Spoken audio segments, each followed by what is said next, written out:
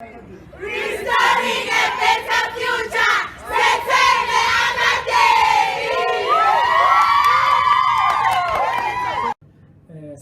Sanibonani. Zethembe ukhuluma from Zethembe Fet College. I'm a CEO and the founder of Zethembe Fet College. Zethembe Fet College is the institution, a tertiary institution, or offers engineering studies, diploma studies engineering from N4 to N6, and also we also have a business faculty from N4 up to N6. We also have education. Singakushiyile eceleni i-program esiyenzayo ama-matric upgrade lasilekelela khona abafundi abangakwazanga ukwenza kahle ku-matriculation.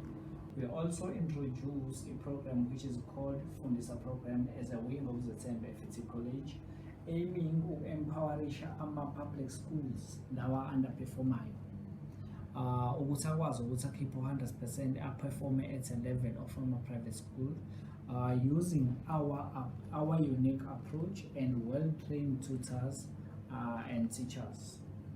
We also train othisha bethu ukuthi bekwazi ukuba ne-relevant approach ukulekelela ama-student kuzona zonke iy'nkinga anazo. If futhi sesifikile esikoleni ifundisa program yenza sure ukuthi yawukhipha 100%.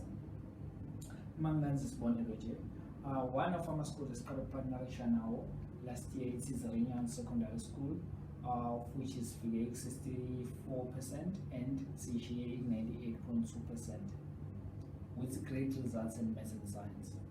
We also partnered with Umbelebele from August last year.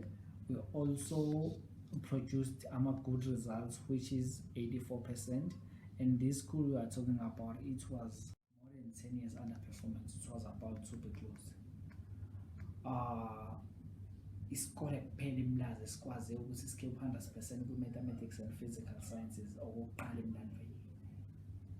Ngalokho esikwenzile sikwazile ukuba-ke sesifonelwa oprincipal abaningi kuyimanje nasiye in partnership with iZwelihle Secondary School. Nakhona ama-results alindelekile esizowakhipha sithi cha, abantu abawalindele bazobona ngo-October distinction and i-percentage lasolithatha silibeke khona because sifike already njengamanje baku-60%. Njengamanje niwa-approached by ama-circuit managers ukuba-ke silekelelane ne-Mason Lincoln, which is a special school esino 0% ku-mathematics and 29% ku-accounting. And we are also promising sithi abantu abalindele ama-results soqopha umlando manje nge-Mason Lincoln because le nto esiyenzayo siyayazi. Inhloso uku-empowerisha umuntu omusha, senze isiqiniseko sokuthi bayakwazi ukuthi bakhiqize imiphumela emihle ngoba as Mr. Kamile Principal Asembelebele, ngiyafisa nje ukudlulisa ukukhulu ukubonga iZethembe Academy andayifundisa program abasilekelele kakhulu abafundi eMbelebele, isikole sesi-underperforme more than 10 years. Abathe uma beqhamuka last year during the time of i-COVID, izinto zingamile neze kahle, but bakwazile ukungenelela kulezi zifundo ezi-critical, maths and science, accounting, economics, geography, history, maths lit. Bathe uma bengenelela kulezo zifundo kwaye bakwazi ukusilekelela ukuthi i-percent laqala lashintsha ngendlela yokuthi ngo-September last year isikole sikwazile ukusuka from 65% wango-2019 September saya ku-85%. Othisha bakhona are highly qualified, dedicated, committed, focused ngendlela ukuthi besikade sisebenza ku-2 hours nabo. Abantwana bafake i-pressure ngendlela yokuthi sigcine isikhathi sisi-extenda kuba u-3 hours. Even i-approach abayisebenzisayo i-approach elekelelayo ukuthi abantwana basheshe ba-understande iy'fundo. Now we are being counted kanye ney'kole ezenza kangcono. Siphumile ku-under T65 lezikole ey'ngaphefumi kahle ngenxa yokungenelela kwi-Fundisa program. As umbelebele, this is what we achieved. Ithe uma ingenelela sagcina sikwazile ukuthola 100% kwi-maths and science. Isikole sakwazi ukuthola i-overall percentage ewu-80% from 65%. Ngalowa nyaka sikade sithole 33%. Kukhombisile ukuthi ukungenelela kwe-academy kukwenze umahluko omkhulu kakhulu. Abantwana abaqhamuka kwezinye iy'kole eziseduzane batheleka ngobuningi babo bezo-attenda kwi-program ukukhombisa ukuthi i-effective kangakanani. So this year we are not going to achieve less than 100%. Hi guys, my name is Zethembe. I'm currently a student at Zethembe Fet College. Currently doing my matric upgrade, upgrading life sciences and mathematical literacy. I was recommended by a friend, Zethembe, who was also a student at the school. I'm finding my experience in the school actually helpful. Since I'm doing life sciences and maths lit, I used to struggle in my matric year, but now I'm finding it more easier. Life science is also going great. I'm getting along with everyone. The teachers are spectacular. They make things easier for you. You can ask a lot of questions from them. They are available at all times. The school fees is affordable. And the times are not that hectic, so you get to manage your timetable. I highly recommend the school for anyone who's currently doing the matric, wanting to upgrade their matric again. This is like a second opportunity to rectify your wrongs. It's a good school. It's close by. It's in Durban. You can come through whenever. Speaking is Zethembe, and I'm a tutor at Zethembe Fet College. And I started working for the academy, I think that was back in 2018.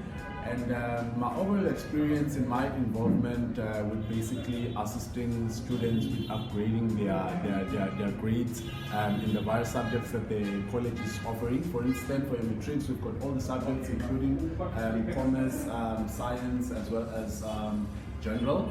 So my overall experience, as I've already mentioned, has been spectacular and fabulous. And that's because like the senior management, like towards us, we at the tutors, our interests are always advanced at all times, and they're advocating and enabling environments. And in our interaction with our students, I think we have worked very hard in basically making a difference in a lot of students' lives. For instance, we have produced a number of university students who were not competent before they actually came to us, and then when they had an opportunity to basically enroll at the Zethembe Fet College, then their skills were basically upgraded as well as their grades in terms of their UMIUC and NSC certificates. We have produced a number of students who have been able to be university competent, one of which I think the student's name was Azuzi. Then when he came here, he did not possess enough points that were a minimum requirement for admission, but now he's currently enrolled for LLB at the University of KwaZulu-Natal Howard College. Then I guess with that evidence being furnished, then I guess it can actually serve as proof of the hard work that we are putting.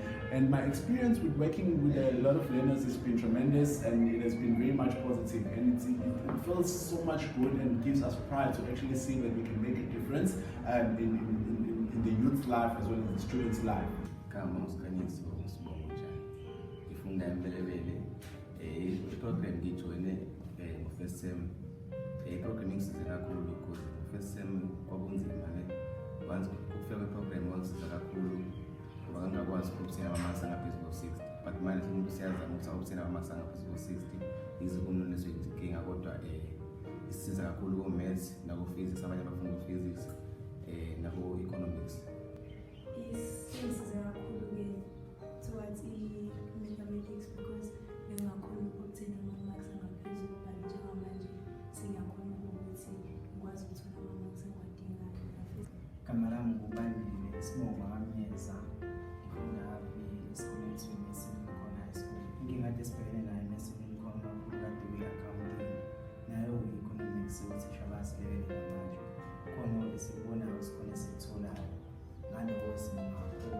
siyafisa ukuthi ngoDisemba siphumele nama-results amahle kube khona bese sesifunda uhlale nasemqondweni. Igama nginoluthando abakhwela. I'm a grade 12 learner ofunda eMbelebele Secondary School. Zethembe Fet Learning Academy iqale. It was the first time ngicabanga it was in February. Yeah, sisize kakhulu ukuthi understand the certain subjects la besinama difficulties. Manje siyakwazi ukuthi sibone kahle in a very lucid way. Siyabonga kalokho and ngiyafisa ukuthi mawuqhubeke njalo towards the end of the year and achieve very noble tasks. Thank you. Igama lami u-Andre Ibonga Babashi. Akademi yakhulu kakhulu njengoba iyaphathile kakhulu bonke ama-subjects.